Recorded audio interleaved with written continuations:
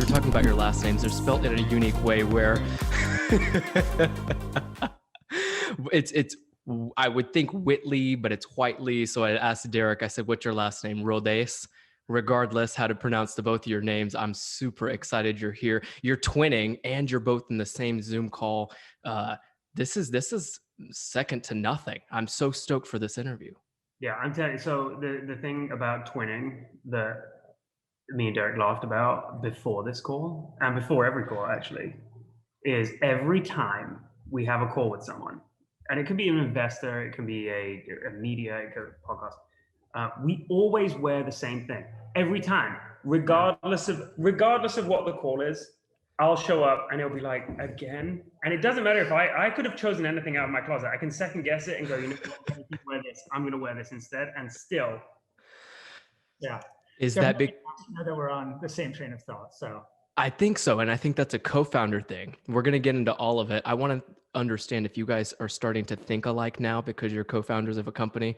But in the meantime, thank you for being here. This is your first podcast. I have to start with that. I'm honored, I'm humbled, and I'm super freaking excited. You guys have an incredible company, Laurea. It's something that we were talking about when we first met. I would almost say it challenges that big monkey that holds the gold when we say we buy gold at those stores across the country. And you guys have revolutionized what it means to invest in gold and give people a new idea of treating themselves. So we'll get into all of it. But first, we're amidst the world's largest pandemic. So I would be blind not to ask you how the company has been doing for the last year and what some of the challenges have been and how you guys have overcome it and continued to succeed, which is exactly why we have you on the show. Yeah, that's a great question. I mean, it's launching a company is hard enough, right? Launching a company in the middle of COVID is that much more challenging. And as people probably listening and anyone who's launched their own company or is thinking about launching a company, it's a lot to it. So the fact that, we didn't launch too long ago, but the amount of time and effort that went into where we are today is probably about 2 years. So it's been a lot of coming and a lot of goings, putting it all together to get to this point. And so, launching in this environment is tricky because you have investors, you have people that are, and consumers that are a lot more conscientious with their money. They're slower to purchase items. So we're actually excited in this environment to offer a product that works in an environment where people are a little more conscientious. They want to enjoy something, they want to enjoy a luxury good, but at the same time, they want to be wise with their money. So we found, actually for us, for Laurea, it was a good opportunity to say, hey, you can really do both in this environment. You can buy something luxurious like 24 karat gold, at the same time, kind of be wise with your money. But it's tricky dealing with manufacturers, and we can get into this a little bit later, but from scheduling delays, from a manufacturing standpoint, from a design, from tech, to all the different parts, especially in the beginning, you're really at the whim of all these different vendors working for you, putting things together that you're having outsourced.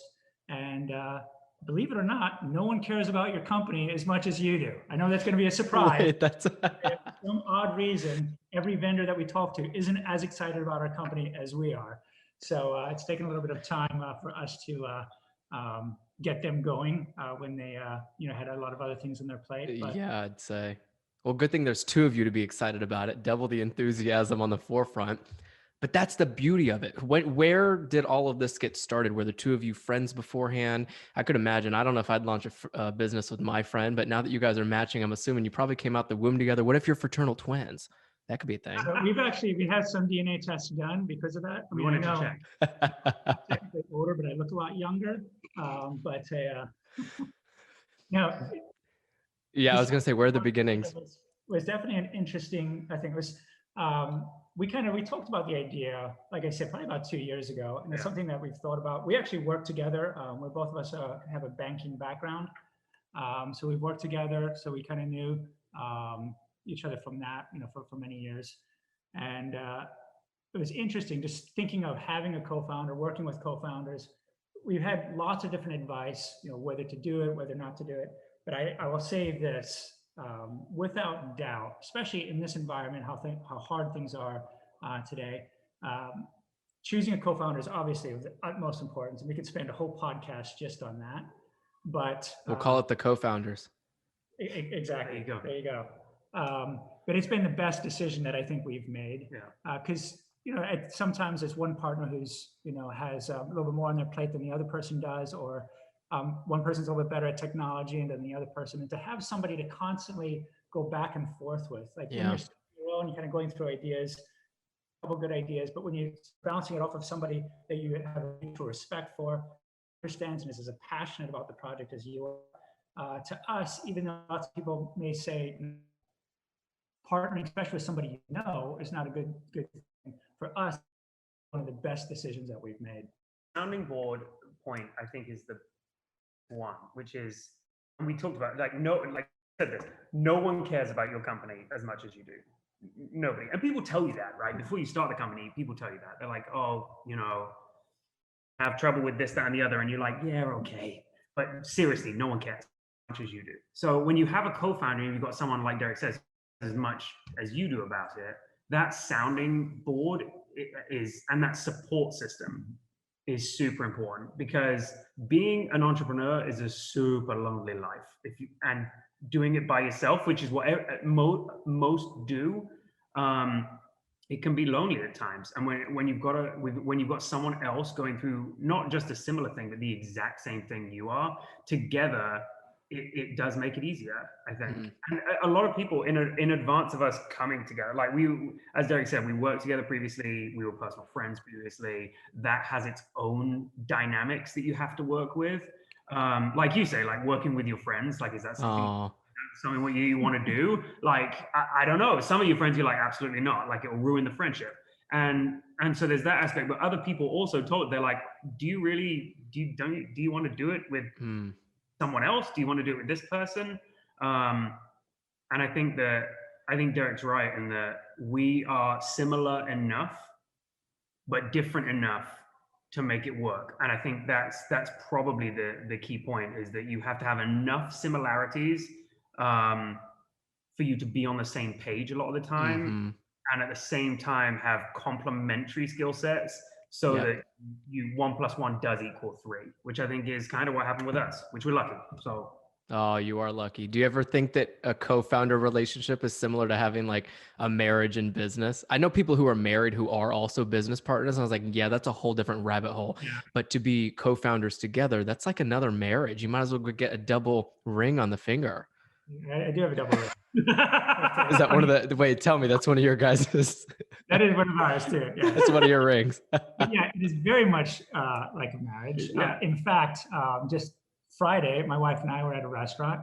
Nick called because we had something to discuss. I had to leave my actual marriage, and I have I'm outside and I get a text. My wife's like, I'm lonely. So I'm like, okay, I have to leave my work wife and go to my Nick, actual. you should have just went to the dinner with them.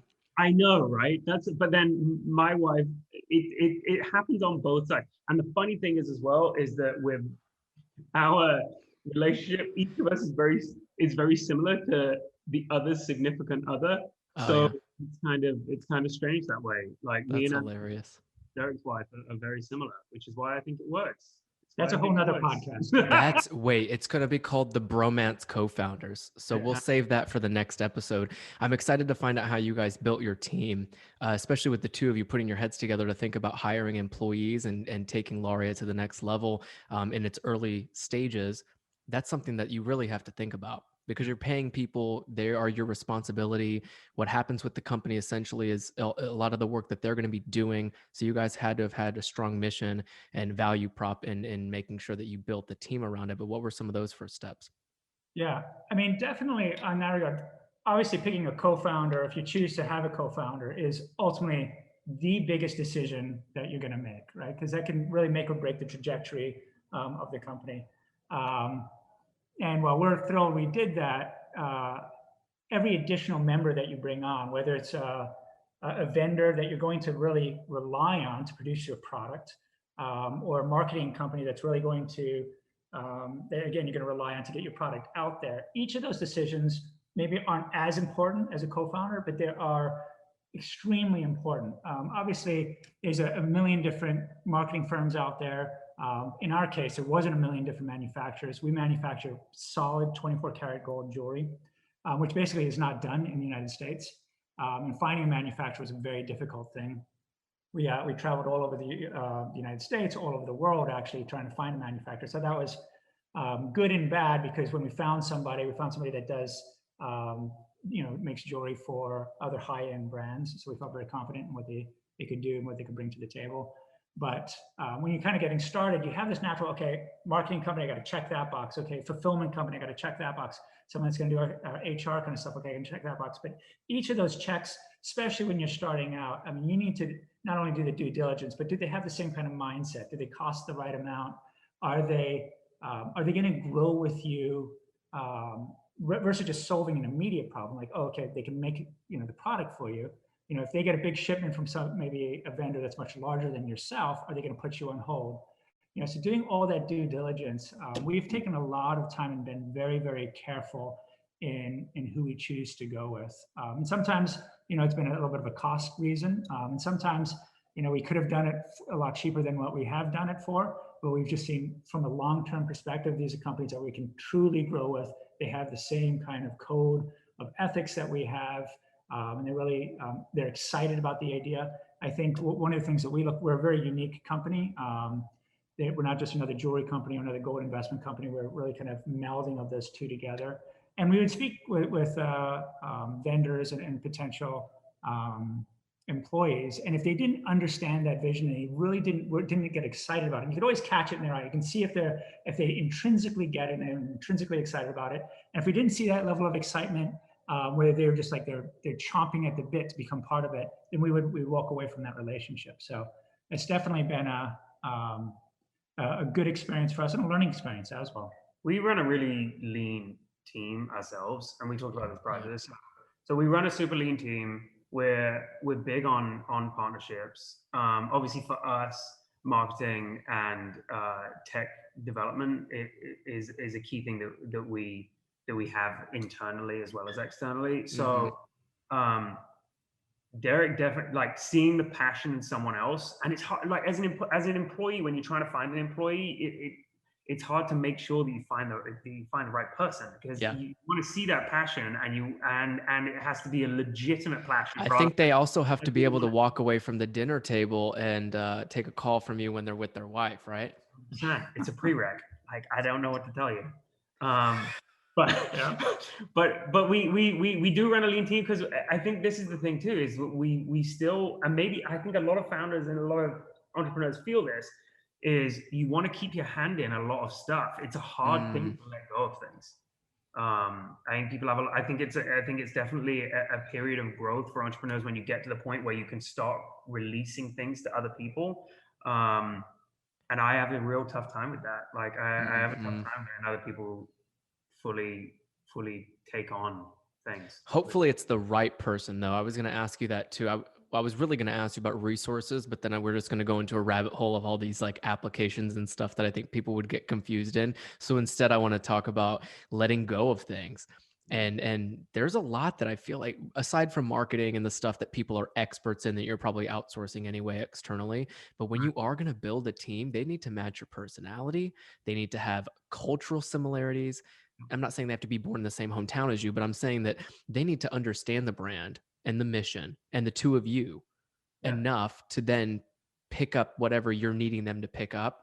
What's the saying? Are you picking up what I'm putting down? Yeah. I've heard that.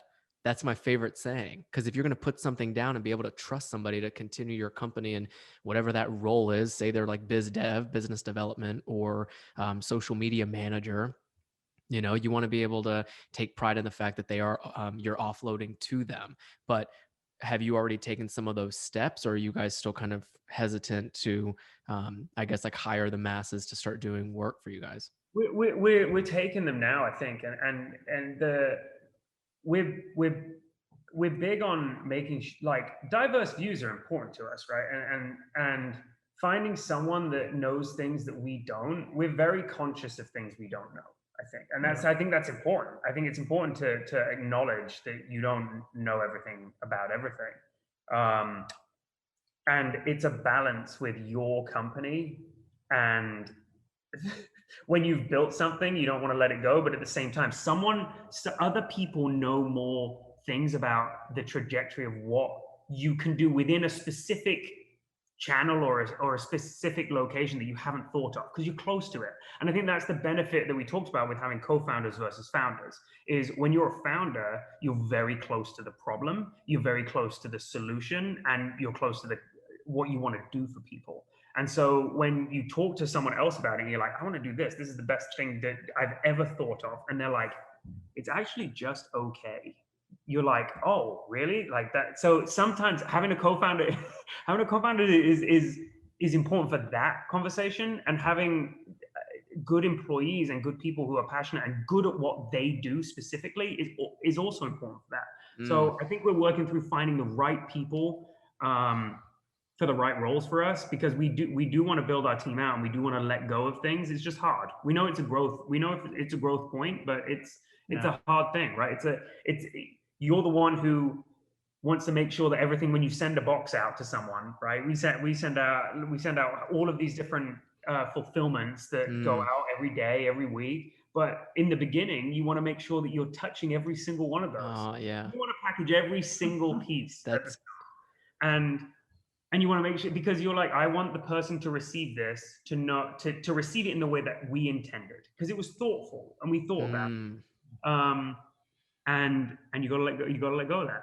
I know. At one point, listen, I didn't even know you guys were the ones shipping out the products, but originally, and with small companies, originally that is what you do. Originally, at the beginning of a company, and obviously as you grow, and we're past that now, but in the beginning, when you're first doing it, that's what you do, because you want to make sure that you're on top of it. Yeah, especially when you're building a brand. Like it's interesting. When we started customer service, and it was surprisingly, every time someone would come in, like on our website, there's a little chat box. One clicks on the chat box and they chat with us.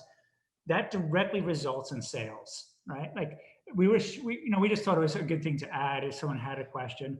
But the amount of times when we would actually physically touch a client through chat or through an email, or they sent in a question, there's like a 50% chance that they ended up buying. So then we saw cool.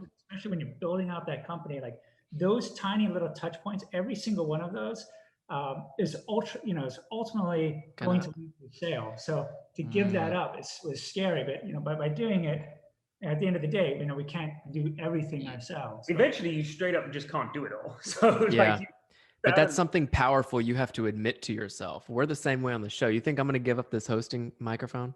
Right? You think I'm going to give up the fact that I DM everybody on our Instagram?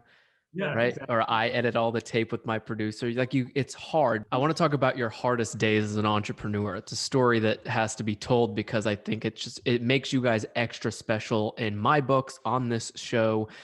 There's a lot of hard days, but together or individually, have you, when you look back at it, what's the hardest day look like? When you said, damn, I think I don't want to do this anymore, or, oh my God, I'm getting in for it. Right. Or this is what it is. Like any of those thoughts that came on a day like that? I don't think, and I'll speak for both of us now, because that's how we roll. I don't think either of us have had a day where we said, we don't want to do this anymore. I do think that we've both had days where you kind of think, is this what we think it's going to be? Mm-hmm. And those days are hard. And if you have enough of them, because it's not just once you have it, if you have enough of them, they get easier, because you have your own little milestones that you keep track of. And as I said, I think if you have enough days where it's been hard and you're like, does this actually work? Eventually it turns around, and you convince yourself, yes, it does, because something happens. It's a catalyst that happens, that changes your mind. And if that catalyst happens a few times, then it gets easier. But I don't know about you, but I don't think we've had days where we're like, we don't want to do this anymore, we're out. Yeah, we've never had days where we've wanted to quit. But I think if you think of starting off, launching a new company, talk about a whole nother show you could have, is dark days of being an entrepreneur. And I think it's marked, obviously you have the victories, when that first order comes in, when that 10th order comes in, when that 100th order comes in. Those are all little milestones and victories that keep you going. But in the beginning, you're constantly surrounded by no's, right? Like, sorry, we don't do 24 karat gold, or we can't do this, or you can do this, but it costs X amount. And there's just all these hurdles. And each one of these hurdles in the beginning, we're like, wow, that's a pretty big hurdle. Can we overcome that hurdle? And kind of as Nick alluded to, by the 10th hurdle you've jumped over, you're like, even though this problem seems like it's a massive problem, chances are a week from now, it's not going to seem that big of a deal. So I just speak to other people that are thinking about starting, like you're going to have obstacles 100%, right? And those obstacles are going to seem like they're too big to overcome, or, you know what, if I get one more obstacle, it's just going to be too much. Yeah. But with each one you get over, you're just like, okay, it's just part of the deal. It's part of like overcoming. I think in the beginning, another thing a lot of entrepreneurs, including us, you feel like the idea that we had surrounding our company is one that everyone that we spoke to got super excited about, and we got super excited about, and we were passionate about, and everyone we spoke to was, like, wow, that's an amazing idea. And so you think you have all of this internal infrastructure and internal support systems, right? Yep. To a large extent, and you're already smiling. You probably know where I'm going with this. And you do, right? Everyone's going to support you. Family's obviously going to support you. Your friends are going to support you. Yep. Obviously, it's a good idea. When the rubber really hits the road, while they're supporting you, they're not exactly, giving you sales. They're not exactly making things happen. Yeah. So it definitely was interesting to us to kind of stand back and be like, the people that are really making this company work are our clients that are buying from us. It's not really from that internal support, that family support, or close friend support. Well, because they have their own lives, they have their own jobs, they have their own things that they're doing. And while they are supporting you, again, going back to something we said at the very beginning, no one cares about your company like you do, right? And so, so with that, it's been an interesting thing that we've kind of had to overcome a little bit just in those beginning days. It's just like, hey, you really are on your own. Just another thing why it's been nice to have a co-founder, somebody to work with, because then it just, sometimes when it just feels like at the end of the day, it's just us, that's enough, because that's all we need. So Yeah. You know what always gets me excited about doing something that didn't previously exist, or going down the entrepreneur road where you're going to kind of have to figure everything out on your own, or in your case, the two of you will have to figure it out together, is that there's no ceiling. There is nothing that says you can't do something, or that you should do something, or that there's a certain way to do Laurea. yeah. What keeps the both of you excited about continuing to just figure things out as you go? Because for most people, that is anxiety and that is stress.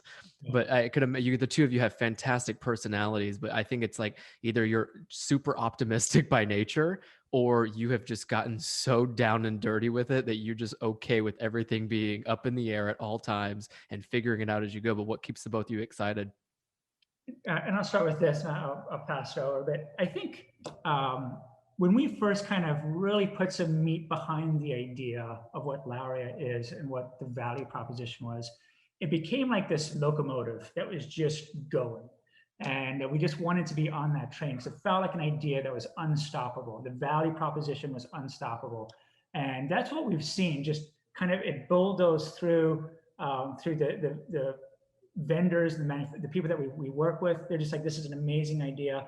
And just to see that progress every day. So sometimes in the beginning, when we kind of get upset by, like maybe down days or something like that, we'd see the trajectory of the company was just going up and up and up. And we felt like there's so much momentum behind it that you just start plowing through the barriers, to the point where the barriers started just going away, because they started seeing the momentum. They're like, hey, we want to be part of that company. We want to be part of that machine. And so, and I might kill that dog, by the way. Yeah, I know. We love the dog. If you want to bring the dog on the podcast, just, how how many dogs are becoming famous on TikTok just by going, they have millions of followers. I was like, oh, if all I have to do is bark on a camera on my cell phone is to get 15 million followers, bring it on. Men of the hour gone. On the camera during one of your podcasts, you might get. God, people would be like, what the hell is he smoking, drinking, and putting in his body? Anyway. Definitely not for the right reasons, but I love it. Wait, you know what? Something so exciting too, and then I want your thoughts, Nick. When you're an entrepreneur, everything goes. Like anything goes. I mean, I guess everything goes too, really, right? It's like all or nothing. But I've started to learn I've started to learn that the best experiences as a self-starter, as an entrepreneur, and as somebody who owns a company, co-founded a company, doing your own thing, you set the boundaries, and then also you just get to do whatever you want to a certain extent. And of course, you want to be. I'm Japanese, or I'm half Japanese, but in our culture, it's always about being as classy as possible, keeping it, as professional, I guess. But sometimes I'm like, hell no, let loose. This is your company. You guys get to do whatever the hell you want with Laurea, but it's exciting, right? And so, Nick, I wanted your thoughts too on I think that's the main. I think that's the main. That's the main difference, right? With working for someone and then building something. They're two very different things. So, and one is not better than the other. By the way, I think that there's this whole culture of like, if being an entrepreneur or doing your own thing is better than anything else. It doesn't work for everyone. It so I don't think that that's the right answer, and I think that also other. It's funny because we talked about it.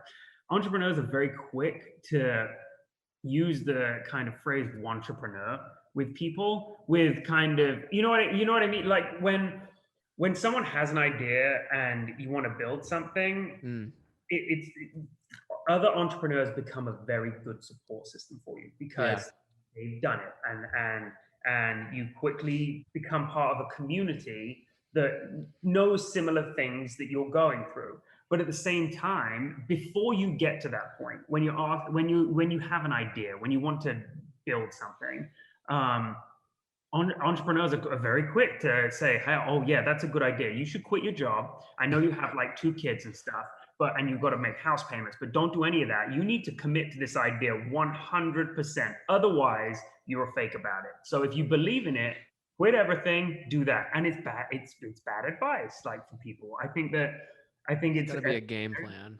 It's very easy for people who have been successful within entrepreneurship to tell people that I took risks and it worked out, and they. But I think entrepreneurs, above all other things, are not necessarily risk takers. I think they're risk managers, and I think it's important for people to know that when they're jumping into things, is you can do 2 things at once for a little bit. It's going to be really hard. 2 And things meaning full-time job, you can do side that, hustle with right? You can do the side hustle. The side hustle has become a much bigger thing with people in the last 5 or so years, right? And you can do that until it gets to critical mass, and you should do that because it gives your passion the fuel, and the business the fuel it needs to continue. Because at the same time, you're with an entrepreneur, you want someone to be 100% with the company. And if they're doing something else, maybe they're not 100% with the company. But if you're stressed about everything else in your life because you've left everything to try and do this business, again, you're not fully focused on the company. So, so I think the one thing I would say to obviously the audience is like I am a big proponent of people making things and creating things and going out. And if you find something that you think needs changing, you should change it, because there's not necessarily someone else who's going to do it. But at the same time, do it in a smart way. And it doesn't have to be done tomorrow. You can take your time with it and you can do it right. And I think that's something that we've both kind of wrestled with, so to speak. That's cool. And it's cool because every story is different. That's why we have this week-long special, to understand like every entrepreneur's story is different. But then when you go meet other entrepreneurs, like when I first met you guys, you do have a different level of tick in your mind that connects to someone else who has started something, who had to figure it out from the start, who had to go outsource marketing teams, who had to go work with manufacturers. If you're on the media side, you had to like figure out how to create content for social media. Like there's all of that. And I call it immediate respect. Anytime I meet someone who founded a company or started a brand or is just maybe even writing a book, self-starters, immediate respect. It's a different level of work and hustle that you have to go through, which I think is a beautiful thing. Along with beautiful things come crazy stories. Story time again, ding, ding, ding. What's your craziest story? Either together. Nick's over here trying not to laugh. You can laugh, dude. It's a podcast.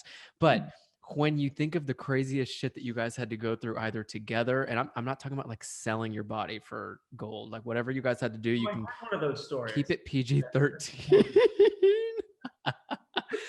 What's the craziest story, either together or individually, that you guys have been through since starting Laurea? I don't know how many crazy stories. I tell you something though, topical, dealing with the pandemic. So COVID happened obviously beginning of last year, right? And beginning of 2020, and the place it hit most and hit worst initially, obviously after China, was Italy. Italy had a really tough time, and Deryk and I, funnily enough, so I think they started to really have a tough time in March. In February, and it was literally a year ago now, essentially a year ago now, we flew to Italy on we were on a search for manufacturing at the time, like and more manufacturing and more like manufacturing expertise. And we flew to Venice, the two of us, and the place was a ghost town. And we flew over, and we were dealing with a lot of different vendors. We were trying to find someone to manufacture different parts, because we do a lot of our manufacture at home in the US, and we do some of it in Italy, because in Italy the gold artisans that work over there are they have long-standing relationships with the metal, right? They've just done the work for a long time, so they're good at it. The best in the world. So we wanted to find some of that. And we ended up being there. We flew home maybe 3 days before, or a few days before they locked the whole country down. And I was a child, like a few days after that. And my wife was obviously very annoyed, because Deryk was like, we have to go to Italy, and there's a couple of meetings that we have set up, and we have to go now.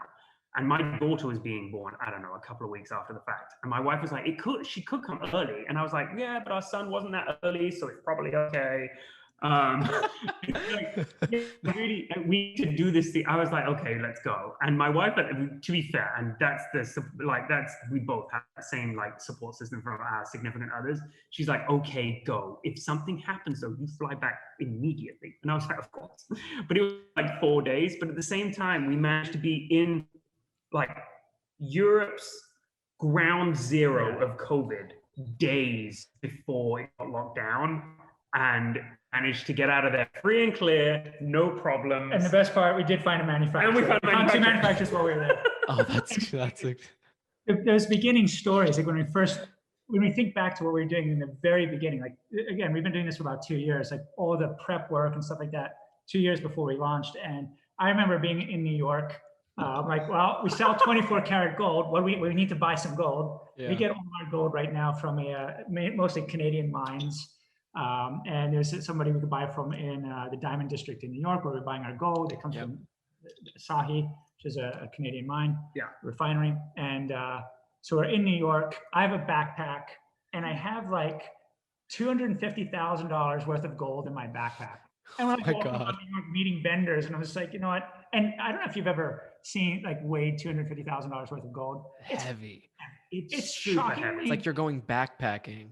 And we're going backpacking. We're like, in New York. I'm going to the bathroom. Hey, can you just wash my bag? There's there's something in there. It's a little expensive. Those are the beginning stages for us. Really, like walking around Manhattan with $250,000 of gold, and like that. Like, you know.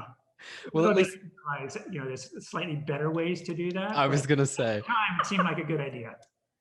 And not many people get to start their entrepreneur journey like that. Most people are coding websites and like knocking on doors with, a little baggy product. Would you like to buy this? You were mining backpack gold in your backpack. That's fun.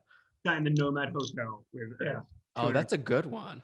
Yeah. At least you guys were. At least you'll be at least you're in a good hotel.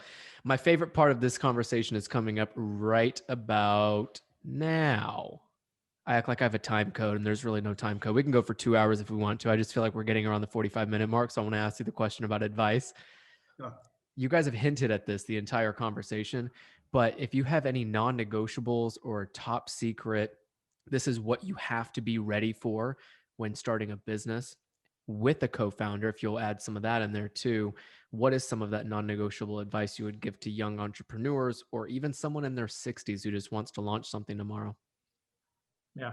I think you should go with from the perspective of, I think we touched on it. Deryk definitely touched on it earlier today about people not caring. Yeah, I think anyone who's looking to launch, I mean, first off, just to launch because you want to be an entrepreneur, I think is a bad idea, right? So first, it really comes down to the product, you know.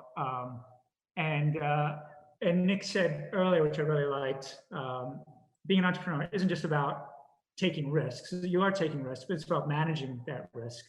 And the first, it kind of really starts with that product. Do you have a product? Is it something that is not only has a marketing chance, but there's place for it in the market? It's uniquely different. It offers some kind of value proposition that nobody else is offering. And is it scalable? Is it something that there's enough demand for that product? But really sitting back and doing the math, you know, we've talked about a bunch of different companies. I know for the last 10, 15 years, I've looked at personally just a bunches of different ideas. I looked at buying different companies. I ended up buying one company that I fixed up a little bit and I ended up selling. But I was always on this search for like something that was meaningful, something that was good. And I didn't find it for 10 years. I searched, I wasn't finding anything that really made sense. And then when we kind of came on this idea together and we kind of developed this idea, it just checked all the boxes. Is it something I'm passionate about? Is it something that there's a true market for this? Is anybody else doing it? Why aren't people doing it? Is it because there's no market for it? Or it's just, it really is kind of a new revelatory item? And really checking those boxes and being very honest with yourself. If I did everything perfectly, which you're not going to do, but if you were to, does this really have legs? Can it really go somewhere? So I think once you have that and you've checked those boxes and it's just like, this is something that has enough of a market share or has enough of an ability to get enough market share or has enough to get it off the ground.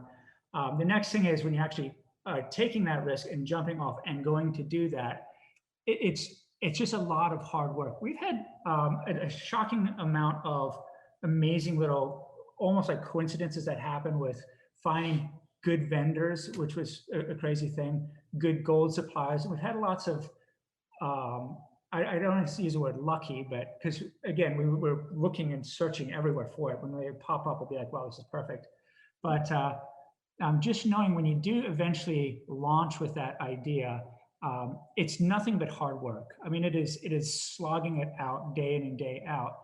And what is surprising is even when you're trying to give people money, right? You're trying to give a vendor money. It's like, hey, I just need you to build this technology for me. This is how it's going to work. This is what it is. You know, I just need you to do X, Y, and Z. Packaging took us a year to put our packaging together, like over a year actually.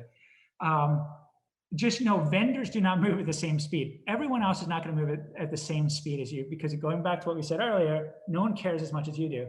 And I had a friend entrepreneur say to me, you know, Deryk, it's like basically, you know, pulling a donkey up a hill, right? That's what it is, trying to get people that you're even paying. You'll pay. To actually do good customer service. We did good quality work. We didn't believe them. We're like, no, we're giving them good money. We're doing this. They should have everything ready on time. Nobody's on time. You know, like obviously we're ready the day before. We're all ready to go. But you work at the speed of those who you're working around. That's why picking good partners and good vendors is so ultimately important, because you will work at their speed. So that's kind of the initial thing I'd throw out. 100%. And I think you touched on this, and I think I don't think the people who are listening think this, but there's if you want to get out of your kind of working for someone else to work for yourself because you want a better work-life balance, it is not that. I'll triple that. Because it is, you are not becoming an entrepreneur to have a better work-life balance. Your work-life There's no way. Descends into its work all the time, and I tell you something though, it's a different kind of work. Yeah, of course. It's important. It's when you are building something and when you're passionate about something, the work doesn't feel the same. No. And it gives you so much more joy doing it, that you will want to do it all the time. And that's the thing that you almost have to prepare your families for, which is like, hey, I'm going to do this. Oh, maybe you can, you'll be at home more, or you'll do this, that, and the other. Prepare them that you won't be, because this is going to be the next child you have, this business. You're going to love it.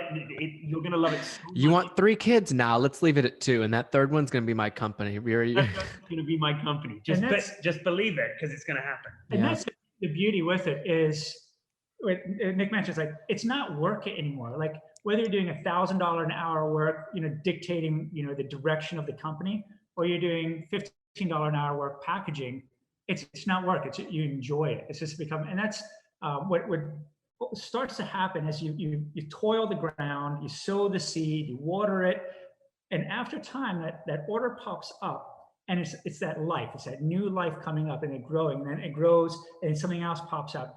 And this very amazing thing happens where you start to see hope. You start to see, like, hey, this is going to work. Not only are we passionate about it, and we did all this work, but all of a sudden these little sprouts start to grow, and you're like, wow, this actually works. And it's just like, again, going back to the child illustration, you start seeing your kid walk for the first time. You're like, wow, it's going to work. Figuring it out. He's figuring it out. Yeah. So it's just like, it's the most exciting and rewarding thing you'll also ever do.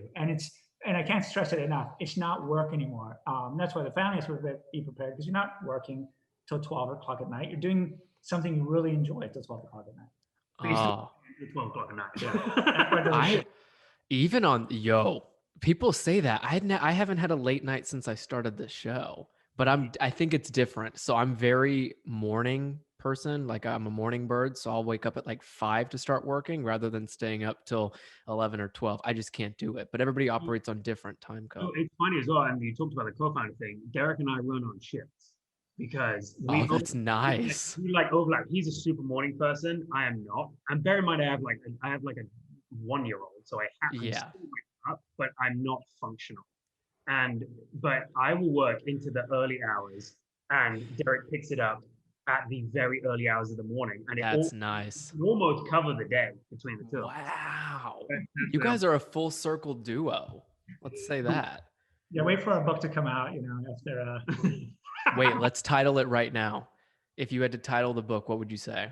You got to put the word co-founder, duo, co-partner, bromance, something's in there. Right, exactly. It's gonna be a long title. Yeah, I don't know. Chapter 1 will be our title. Right. Yeah. Wait, chapter 1, that's the name of the book?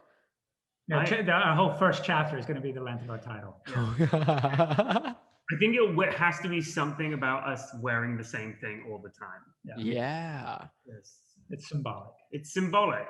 It is symbolic. And how you end up after working together and accomplishing so much together, and finishing each other's sentences and wearing the same polo. Call it Naked and Afraid. Yeah. Ooh, that's good. Oh my gosh, we're our compliance first. So everything. I told you everything goes, or all things go at this point. Where do you guys want Laurea to go going forward? I'm sure you guys have seen mass amount of successes, and tons of customers start flooding in. But where do you want this community of people that believe in your brand and your team, your manufacturers, everybody? Where do you want this community and brand of Laurea to go going forward? We're super excited about it. The way that we connected with the community that we wanted to connect to, which really is that mindful consumer. Like, we talk about it a lot in the main thing about what Laurea does is allows you to enjoy your wealth today without having to sacrifice saving for tomorrow. It was really one of the genesis of why the company came to fruition.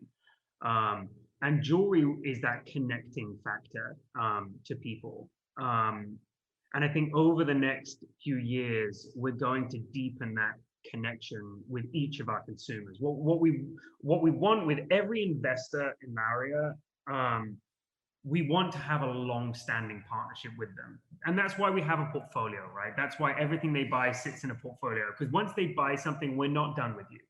Like that, you don't just buy it and then off you go. We want to keep talking to you, and we want we want you to use this as a place where you can continue to enjoy and continue to save wealth. So I think there's going to be a lot, and we're not going to talk about all of it, but there's going to be a lot of broadening of what we offer outside of jewelry.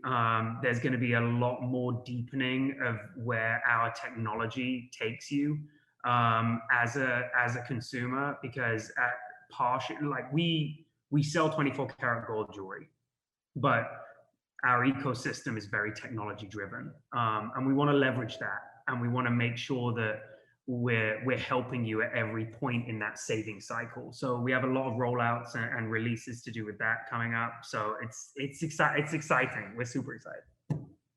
Cool. I'm ready for it. I'm excited. I love seeing that type of stuff come to life, because it's like, again, it was not in existence at one point, and then here we are chatting about it. Even though you can't give us the exclusive, I'm sure there's some disclosure stuff in there. It makes total sense, but I'm excited to see what's to come. Where is everybody going to be able to find you guys most directly? I love your Instagram page. So like, where's everybody going to be able to find everything about Laurea? So obviously you can go to www.maisonlaurea.com. Our Instagram, you can find us at maison_Laurea, and you can find us on Facebook at Maison Laurea. We really do want to hear from you. We want to connect with you. So feel free to DM, because me and Deryk, as you can probably tell from this podcast, same as you may get one of us. That's fun. We keep our hands in. So we definitely want to hear from you. And you may end up talking to one of us. That's where it's at. You guys were the ones who started to do everything and continued to do everything for the brand. I'm so glad you stopped by this podcast, guys, because it's us building a community around what you guys are also focused on, which is investing in the people who are coming to your brand. And it's the same thing we do here. You guys were the first special we've ever done, and I'm so excited. I'm happy, because I've had a soft place in my heart and a special place for founders and entrepreneurs since, I'm 24, so you can say probably for 2 years now. I've definitely loved talking with people who are go-getters and self-starters and entrepreneurs, but you guys made the week of this special possible. So thank you so much again for joining the show.